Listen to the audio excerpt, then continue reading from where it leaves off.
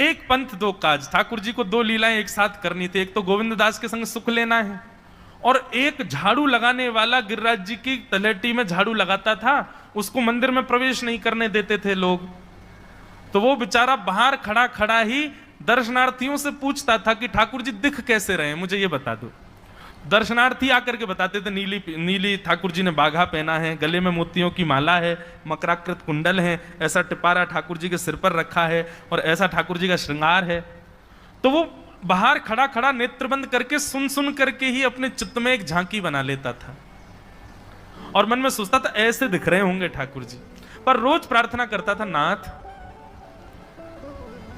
मुझे लगता है इस जन्म में तो आप मुझे कभी नहीं दिखोगे, भगवान इस जन्म में तो मैं आपके योग्य नहीं हूं, पर मेरे पर बस इतनी कृपा कर दो कि अगला जन्म मुझे दीजिएगा तो कुछ नहीं तो चेंटी बना देना, तो चेंटी बन करके मैं आपके 56 भोग में ही आ जाऊंगा, भीतर आके आपका दर्शन कर लूंगा, लेकिन मुझ पर अनुग्रह कर देना। ठाकुर जी उसके इस भाव से इतने रीझ गए।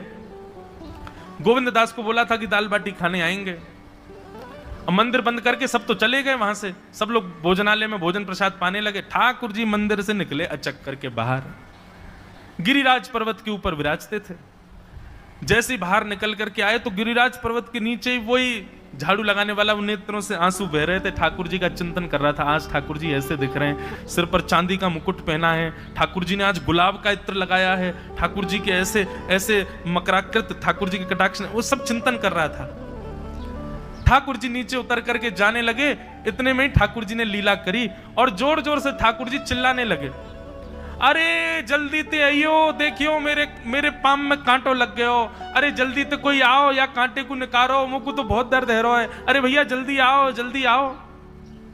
अब ये स्वर जैसे ही सुना उस झाड़ू लगाने वाले ने, उसके नेत्र खुल गए, उसने देखा, बोले कि ये स्वर कहां से आ रहा है। उसने जैसे ही नेत्र उठा करके ऊपर देखा, तियों की माला पहनी है, मकराकृत कुंडल पहना है, चांदी का मुकुट चमक रहा है मस्तिष्क पर, ठाकुर जी के केश घुंघराले लहरा रहे हैं, और ठाकुर जी अपना एक पाम हाथ में पकड़ करके और एक पैर पर लंगड़ी जैसे खेलते हैं ऐसे ठाकुर जी कूद रहे हैं यहां से वहां। नीचे से झाड़ू लगाने वाले लिखे, अरे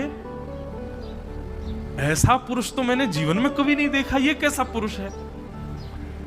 नीचे से ठाकुर जी को देखने लगा, अब स्वरूप उसको पता था, तो उसने कही ये जरूर ठाकुर जी होंगे, वहीं से प्रणाम करें। ठाकुर जी बोले प्रणाम कर रहा हूं, दारी के जल्दी ऊपर आ, कांटो लगो मेरे पाम में, या को निकार। बोलने लगा, बोले मैं ऊपर नहीं आ सकता, गुसाई जी मारेंगे, सब लोग डांटेंगे मुझे। अरे नहीं गुसाई जी ऐसे कुछ ना कहें, ये सब तो बाहर के लोगों ने नियम बना दिए, मैं तो सबसे मिलूं, तू आजा जल्दी ऊपर। जैसे ही ऊपर गया, ज्यों ज्यों ठाकुर जी के समीप जाए त्यों त्यों उसके नेत्र सजल होते जाएं। ठाकुर जी के बिल्कुल समीप पहुंच गया। भगवान बोले, देख काई को रो भैया, जल्दी कर, मेरे पाम में कांटो लगो या को निकार। जिन चरण कमलों के स्पर्श के लिए सदा लक्ष्मी लालायित रहती है, ठाकुर जी ने उसकी गोद में अनायास अपने चरण रख दिए। बोले जल्दी कांटो निकार, कांटो लग गो मेरे पाम में। अब वो ठाकुर जी के सुंदर तलवों को अपने हाथ से ऐसे देख रहा है, ढूंढ रहा है कहां कांटा लगा है, कहीं उसको कांटा मिल गया। अब इतने कोमल चरण ठाकुर जी के, उसके नेत्रों से आंसू भी गिरते जा रहे हैं, भाव विह्वल होता जा रहा है। मेरे सौभाग्य की सराहना, ठाकुर जी के इतने समीप। कांटा निकालने के लिए बार बार अपने अंगूठे से खींचे, लेकिन कांटा नहीं निकले। ठाकुर जी बोले, अरे जे हाथ पे ना निकलेगो। उसने पूछा कैसे निकलेगा? बोले, अरे मेरो पाम पकड़ के अपने मुंह के पास ले जा और दांतन से निकाल, तब निकलेगो ये।